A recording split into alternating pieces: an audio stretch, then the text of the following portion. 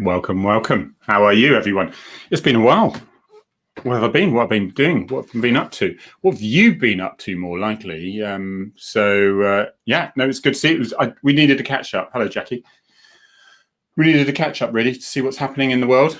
I'm hiding the American, what I got from LA. Got this cap. Nearly got done in customs for this one, because the chief of Long Beach gave me that one. And if I hadn't had the selfie of him and me with each other's hats on, then I would have had a lot of explaining to do in LA airport. And because it was in my case, it just looked like I'd knocked it off some copper's head sort of thing and ran off with it in my suitcase. So that was a close one. I never really thought of that, but luckily they recognized the chief of police, so that was all right. Why I was there was another reason.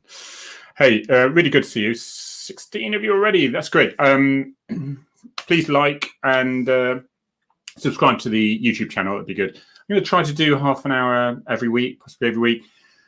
The problem I had since last speaking to you was I was asked to help with the G7 down in Cornwall. And if you think, right, the G7 is like the main 7 countries that are going to kickstart after Brexit. It's after COVID. It's kickstart the world, finances, what can we do, and all those things. And it's usually a good point for protests and things like Extinction Rebellion and that side of things, because the whole world is looking. But it was the most inappropriate place to have it because there's like one farm track leading to Carbis Bay. And logistically, it was an absolute nightmare. But I've got to say, it worked out brilliant. And there was police from 43 different forces and literally 6,000 cops in the Southwest, running the whole of the Southwest because of everything. Because it's not just it's not just 7 prime ministers or presidents. What happens when they come? You get like their Secretary of States, their finance ministers and all that, and they all have their separate meeting, and you can't beat face to face. I mean, this is good, but if we were in a room having a drink and having a chat, you get those relationships going, don't you?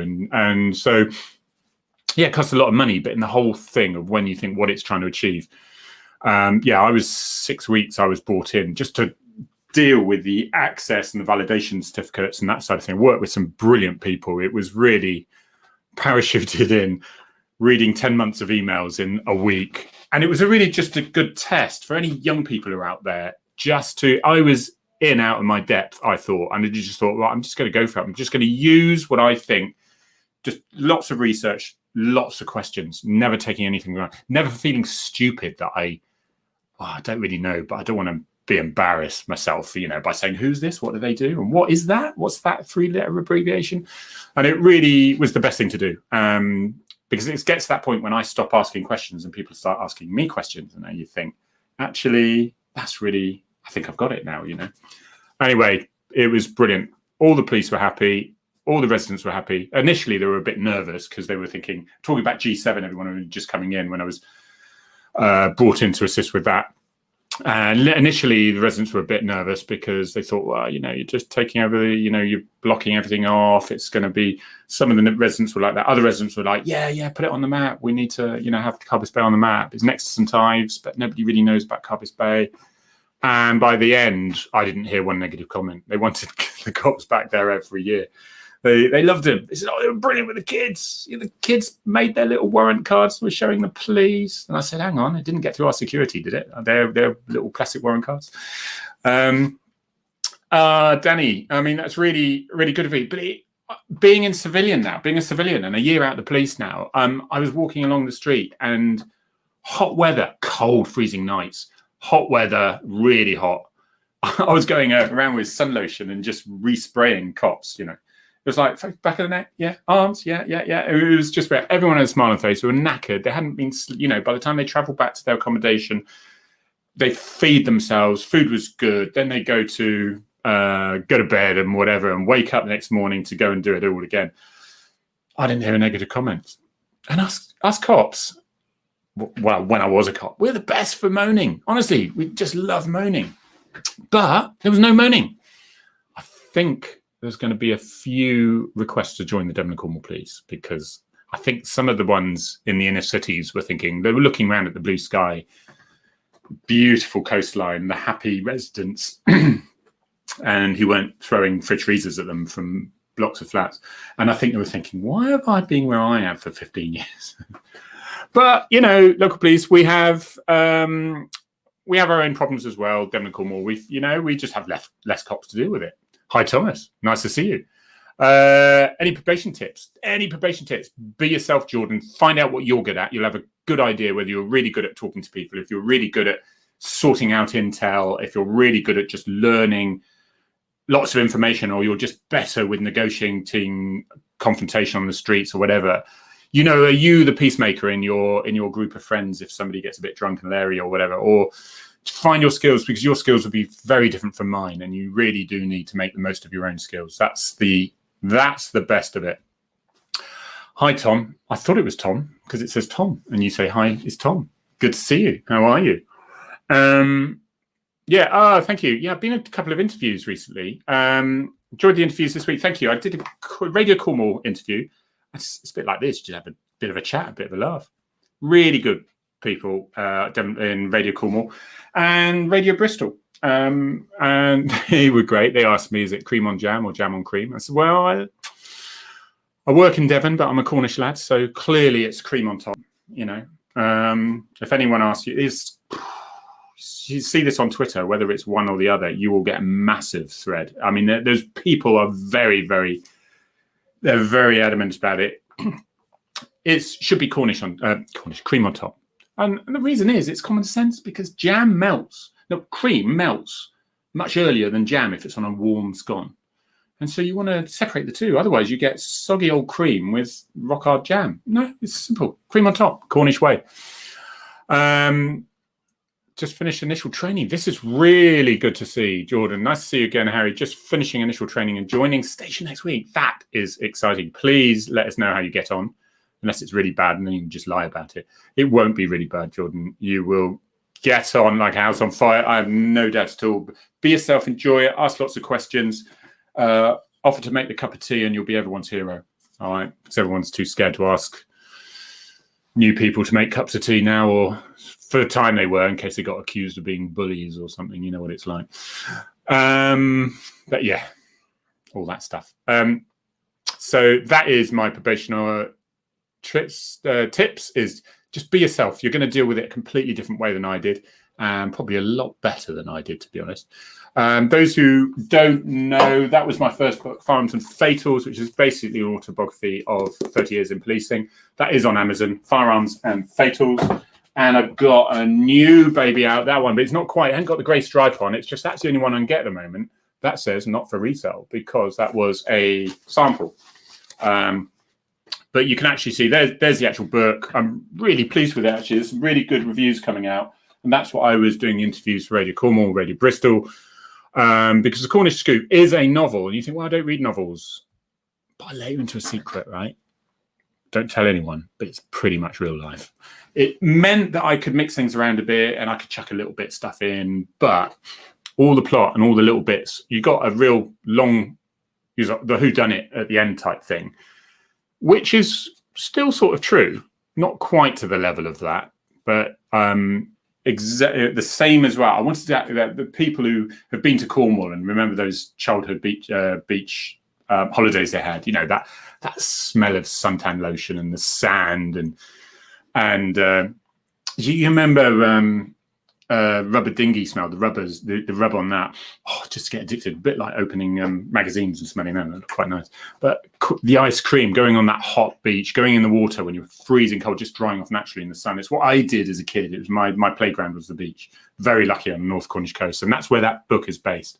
But I had some genuine stories that I could weave them into that novel. So it's pretty much a Firearms and Fatals 2, but it meant I could sort of spice it up a little bit. Mandy Hickson, I feel honoured. We have only the second at the time pioneering Tornado aircraft pilot with us. We feel very honoured to have you. Hi, Harry, down in Selcombe last week. Missed you. I did see you there last year. It was last year, wasn't it? Huge police presence as what? Because they knew you were down there?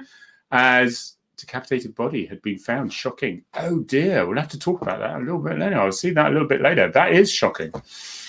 Blimey, it's all happening in Devon. Selkirk is an absolutely beautiful place. Got some bit posh down there as well. That's probably why Mandy goes down there. She's frightfully posh, but she flew Tornado aircraft, so why wouldn't you? You know, I've got some good friends down there who, I mean, they talk even posher than me. I'm like street compared to them, seriously. And Mandy, she's pretty posh as well. She's brilliant. She's done brilliant books. She's done a great book. And if you're interested in, I'm going away, honestly. If you are interested in anything like this, that, an officer, not a gentleman. And that was the inspirational journey of a pioneering female fighter pilot. And that is Mandy. She's just joined us there. And it's just absolutely brilliant. Loved it. Love that. And that's just a story. Even if you don't want to be a Tornado pilot, because they don't fly them anymore. They got all the other aircraft and all that. I still think the Tornado is most beautiful. And of course, Tornado has just been written by John Nichol, who is the navigator who was a prisoner of war in Iraq. And so he's just done his on tornadoes as well. You just realize, you know, do you want to go for a life where, no offense on estate agents, because I'm sure they get something out of it, but you either sell something like that or you just go in a job where you just don't know what you're doing in the next 10 minutes. Do you know what I mean? It's just so exciting. That's what I like about the police. I like the military. Well, the military to me felt a little bit like hard work for me, you know, initially. The RAF, like Mandy, they just stayed around in 5-star hotels where if you're in the army, you have to dig a hole in the sand or something, you know. So it's the usual cliche jokes they have with each other, but I love them all, to be honest. Navy, Cold Rose, I sort of grew up with very good friends in Cold Rose. And I was lucky enough to fly Merlin helicopters and stuff like that. But really good to see you, Mandy. Is it coming home? This is funny. I had to confess on Radio Bristol that I know very little about football. I know about 6 of their names now, but I am well into it. I'm one of those fans that used to like Man United and England. And but oh God, you know, it's I'm fearful for Sunday, but oh my God, let's hope. We've got a good team. They are a bloody good team. I remember many years ago when it was Gary Lineker's day and all that, they couldn't pass the ball between 3 of them. The 4th hit would have been a miss hit. What they do now is phenomenal. It's so much more professional than it used to be. The problem is everyone's professional now, isn't it? And that's the problem with it. So anyway, that was with it. Yeah, all available on Amazon and all that book and all that. Mandy's book is great. Mandy's book is great. Really recommend it. Again, you get it on Amazon. You probably get it in other places as well, but it's on Amazon. And yeah, it's quite exciting. It's lovely when I've done it. When you do write a book, because it's just a sort of a history. The Cornish Scoop is what it's called. And it's basically coincidentally someone the same age as me, starting at the same sort of just out of his probation in a North Cornish police station. And the reason why there's the old, I chose this one, the ice cream upside down, is because you've got that lovely nostalgia of holidays, which is still why Cornwall is so popular now. Do you know it's the most searched place out of London now is Cornwall. More so than London, most searched for buying houses and stuff like that. So it used to be London before. So, but it was just really, again, it's like, it's only over a period of a couple of months in summer of 1994, but all the incidences pretty much are true. The only thing that isn't, there was a bit of a love interest in there that isn't, don't worry, not too graphic. Hold yourself, you'll be all right. But that wasn't true, unfortunately for me. What was this? Was the G7 so easy to host because Police Scotland sent down a dozen buses to police it? No, I think somebody who will remain nameless allegedly sent down a lot more police than they should have, which really messed up the accommodation initially. But Devon and Cornwall, as it is, managed to find accommodation initially quite a distance off, and there was a few delays and not many people slept that day, but very quickly managed to get things sorted. Because if I remember, I was in NATO on the VIP protection, and I was looking after someone quite obscure. I think it was the president or prime minister of Switzerland or something. I don't think they normally get protection in their own land. There's like 6 of them, and they rotate every year. They choose another one. But if they hadn't got the armed protection, then they wouldn't have got through the convoys. They'd been stopped like Mrs. Miggins trying to get through with their own Fiesta, you know. So that was the reason why. But that was when I bumped into Obama with protection with my team. Literally, I was just, can you just Secret Service? Can you just hold on there a minute for a second? Yeah, no problem. And it was David Cameron and Obama, and they were having a cup of coffee like that. And it's great because as a VIP protection officer, you're just invisible. So I could be standing opposite or next to someone, and they're not going to go, oh, and what do you do? Because they know you're a protection officer, so you are invisible. So it's fantastic. It's like you're a ghost. You can wander around, and they won't go, hey, what are you doing? It's absolutely brilliant. But NATO, of course, they had university campus. It was half term, and they had all that accommodation, massive accommodation that they could put everyone in. It was all nice and nearby. But of course, with Cornwall, you had to find, there was over 200 different locations of accommodation in order to accommodate everyone. And when you think that Devon and Cornwall had to do it on the standard budget that they have normally, they get budget for that side of things, but they still had to run their police service. They couldn't say, well, we're going to take someone away for 2 years to organize this massive team of people. So I think, and of course, Devon and Cornwall, they don't pay for the actual G7 stuff and all the extra cops. So we got our money's worth, I think. The taxpayer, I mean. Thank you. Yeah, thank you, Jackie, positively Jack. All the best from the Frontline Chat with Harry Dave. Yeah, hopefully Dave's back this week on Saturday at 4 o'clock, pretty much every Saturday at 4 o'clock. There is somebody that we've got today coming up, rather, on Saturday. Karen, she's an absolute star. We've got actress Karen Henthorne, and you will have noticed her lots of policey type things. I think she's doing a detective type thing at the moment. I don't know how much she's able to talk about it, but she's coming 4 o'clock, and it's on. That's with Dave Wardell and myself from Finn's Law fame. So that's coming up. Right, let's have a quick look at the questions. Okay, meant to say meant to say finish your book in Audible, really enjoyed it. Will your new book be in Audible too? So you did this book in Audible, that one there. It does take a while because little old me has to do it, and I do all the sound stuff to get all the clicks and the ticks and the noises and the bird songs and all that out of it, although I have left some bird song in there on one particular one. It does take a while, so I will get down to that, Thomas. I promise you I will get my backside down to that and do that, but it will take a little while. At the moment, it is just ebooks like Kindle and paperbacks. Right. Okay, here's a good question. When American presidents visit the UK, are Secret Service armed as they would be in the States? And what is the role of the British police? Okay, nobody should come into this country and be armed. There is sort of some suspicions now and then, but they shouldn't be. And it is but there's a hint that some people have proviso, but there is a sort of exception. But that is, don't take that as gospel. Everyone is given their own protection teams because we don't want foreign visitors coming in with their protection teams who have completely different politics from their own land and would react in a different way than we do in the UK. So it would be, and that's why when protection officers, I was seconded to London, even sometimes a couple of times a year for a week at a time to do conferences because they haven't got enough of their own protection officers, because they don't need a load of protection officers doing nothing for most of the year. Then a big conference comes, masses of countries from all over the world with their VIPs come. And so they do mutual aid. We've been trained in exactly the same way, refresher training exactly the same way as all the other VIP protection. So yeah, I technically could have been the Queen's personal protection officer. It would have been a bit of a strange one while I was living in Cornwall and doing that, but exactly the same training and refresher training. So it was just brilliant to do, because you're going to different places, you're driving nice cars, fast cars, and yeah, it is a bit James Bondery. You are walking around in a suit or casual. Sometimes I'd be like casual, jeans or stuff, depending on your location, and you would have a Glock 9mm somewhere with a couple of mags of 9mm with you. So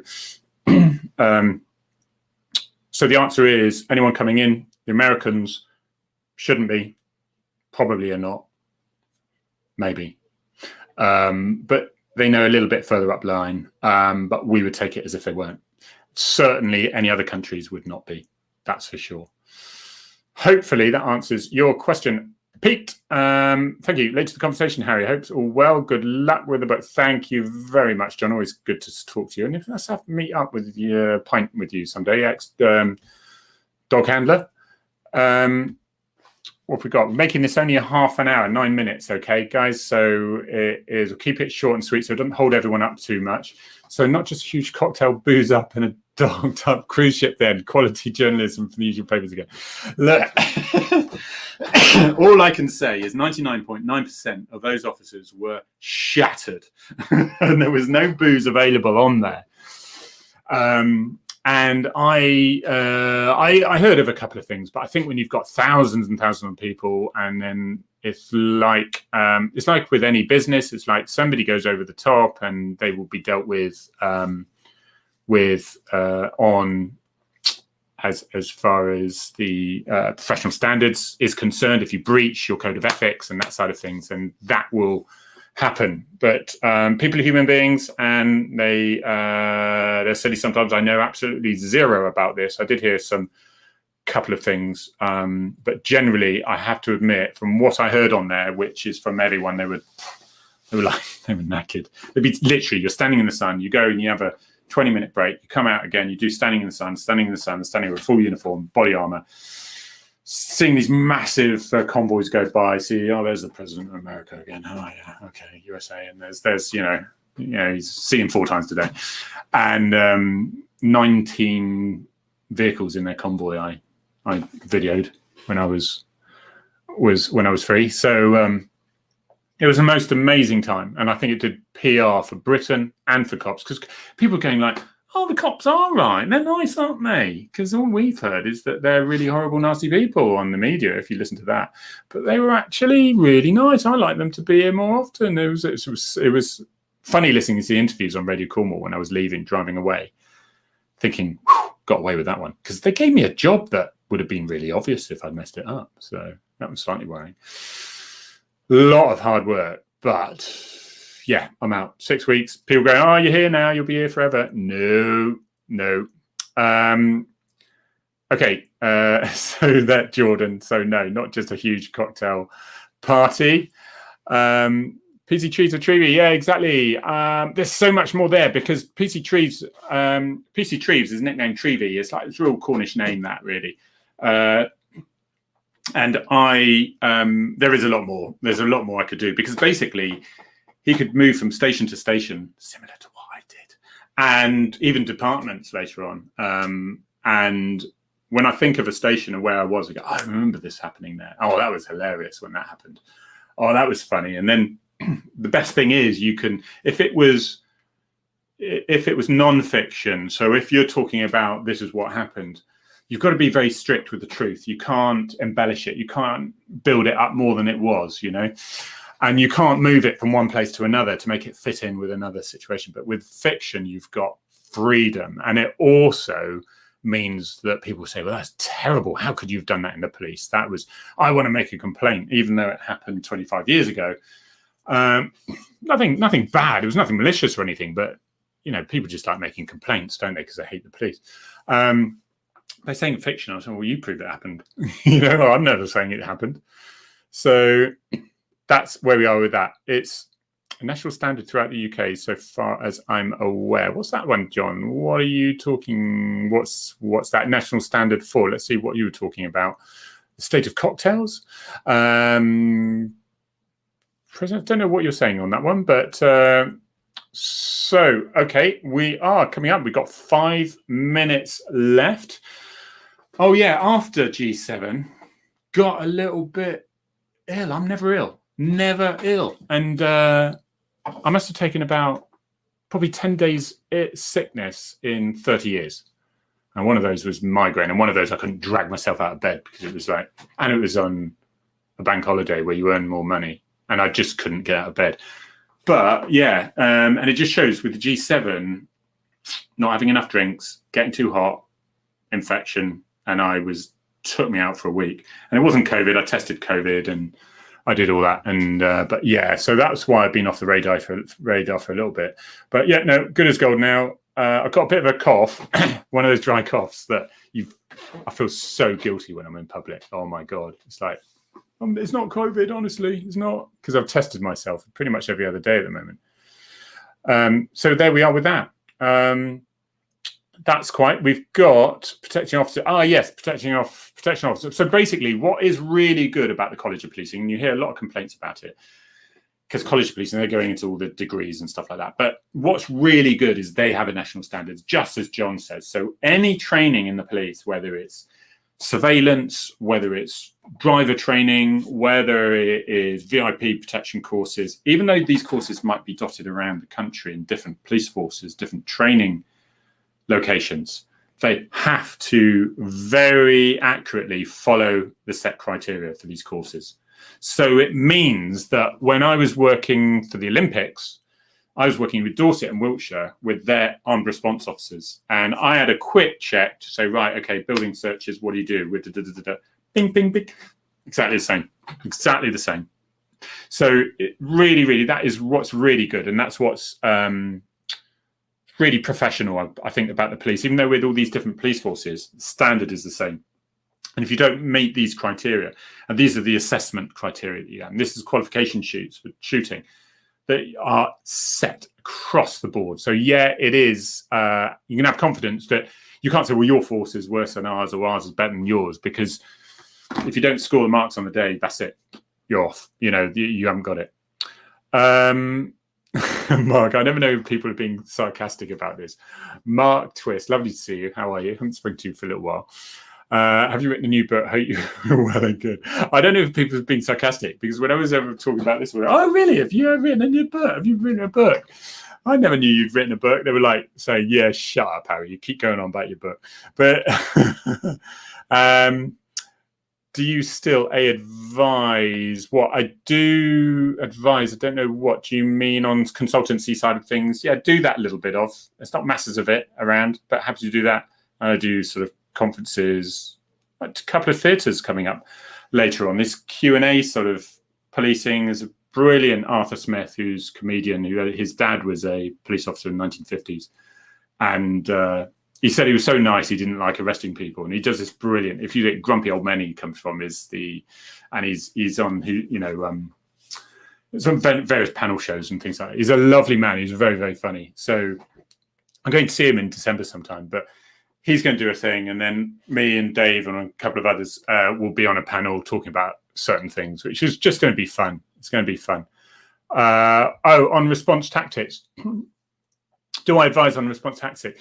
Well, obviously I wouldn't on tactics generally, but I do with producers, TV or whatever that come in to say we just need a bit of. I haven't had a big job where they say we want you on set so you can advise us, because you do realize I realize that the drama and reality is very different, and reality can be very boring to watch, and you've got to mix it up a little bit. And it's often spoken about, isn't it? It's about how unrealistic. You've got cops shouting at the TV screen. That would never happen. That would never happen. And it wouldn't happen, but it's drama and it'd be really boring. I mean, Bodyguard, I talked about, I think, on Bristol Radio. They said, which ones do you think are really accurate? I said, well, none of them are, because they'd be tediously boring if they were. Way back when I think the Bill was pretty good. But I don't criticise that. Silent witness, the forensics officers go around and first of all, it takes them 10 minutes to get a DNA sample. And then, then it would like ding straight away. And it was all in the office, and it was very straight away, and it was all on site, which was completely poppycock. A Bodyguard was, the rules were, and early on with Bodyguard, he's on the train and he sort of gives the benefit of the doubt to the suicide. The person wearing the vest was terrified. You remember that? Someone the Bodyguard, and you got the firearms teams there, and you said, "No, wait, don't do it," And so that Bodyguard risked the lives of all those people. He'd have been off, and those firearms officers would have shot them, because you can't give them the benefit of the doubt when you're risking the lives of so many people instead. You know, if you're one-on-one and you want to do that, you want to be stupid enough, then that's fine. But, you know, and the other thing was, we remember when they got attacked and on the main streets and whatever, and he left. He said, "You look after her." And he delegated, but then he went up the skyscraper, the tower block, and looking for the offender. You know, it's just you never, ever, ever leave if you're the protection officer for VIP, never leave your principal. Never, ever leave your principal. He'd have been off. He'd have been considered rubbish. You know, you delegate someone else to go up there, you protect your principal. So it was those sort of funny things. But once I told myself, look, it's a drama. Enjoy it. And then that's really what it is. Yeah, and John, but do you know what? And yeah, policing is 90% boredom, 10% excitement. Dog handling was particularly like that, isn't it? Although you train with your dogs, you walk with dogs, it's all great. But when you get that adrenaline and you go bang, and then you think, I wonder if it'll happen tomorrow, you know, and you get a good pursuit, good arrest. Yeah. Trainer, no, I wouldn't, Jordan, want to go back as a trainer for Devon and Cornwall Police. There's better people at training than I am. I strive for adequate, you know that. And yeah, well, they rang me to ask for the G7, which was very kind of them, or foolish. I said, I think it was a big barrel and there was a phone number at the end of it. And I went, really? Really? Do we have to ring this one? He's the only one left. Is this who we have to call? And then I was suspicious because I thought, I wonder if it goes really wrong. Do they want a scapegoat? Do they want someone to blame for the whole thing going wrong? No, they were amazing, lovely people. People I knew already, luckily. Ladies and gentlemen, it has been emotional. I'm going to say that's half an hour. Let's cut it short. Let's cut it at half an hour. Short and sweet. Let's try to do one next Thursday as well. Think of your questions you want to do, and if you want to come up with, and it would be amazing to see you again. All right, should we go for that? Catch you later, and stay safe out there. Oh, let's go. Good luck on Sunday, yeah? Let's do it. I'm not entirely confident. Yes, I am. If we can do it on Sunday.